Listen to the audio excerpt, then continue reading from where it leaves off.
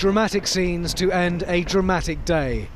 Gunfire and explosions heard from this factory, where the Charlie Hebdo gunmen have been holding a hostage. The most wanted men in France, Sharif and Saeed Kouachi, both killed in this operation. The hostage made it out alive. At a second hostage taking in eastern Paris, explosions and gunfire were also heard from a supermarket, bringing another crisis to a close. One hostage taker was killed, but there are reports that several of the hostages also lost their lives. At the beginning of day 3 of the manhunt, the focus was back on the N2.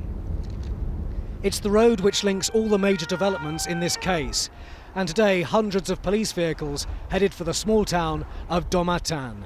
Armed police had cornered the gunman, who had been at large since the shootings at the Charlie Hebdo magazine office on Wednesday. Again, they had stolen a vehicle in another carjacking. Their victim told a radio station they were armed with guns and a grenade launcher. They were very calm, very determined, real commandos. They said if the media ask you anything, tell them that it's Al-Qaeda in Yemen. Every car is being checked on the outskirts of Dommartin, a town where we believe the men have taken hostages. There are police convoys, blue flashing lights and sirens everywhere. We think they're at an industrial estate, and that's that way. This is the industrial estate, and the gunmen wound up at a printing business where they took a hostage. They reportedly told police negotiators they were prepared to die like martyrs. The men who have been on the run are brothers Sharif and Saeed Kouachi, French citizens of Algerian descent who are thought to have been radicalised.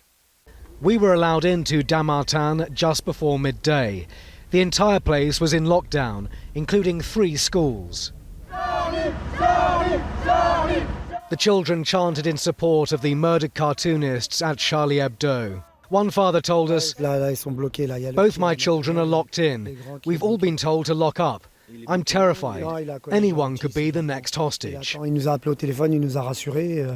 As police closed in on the Charlie Hebdo attackers, chaotic scenes in eastern Paris as a second hostage situation broke out. A man carrying 2 Kalashnikovs attacked a Jewish supermarket, taking more lives and holding around 6 more people inside. Unconfirmed reports that women and children were involved. The hostage taker is said to be this man, Amadi Koulibaly. He's wanted with this woman for the killing of the female police officer in a separate shooting in Paris. There is now a clear link between him and the terrorists who attacked the Charlie Hebdo magazine office.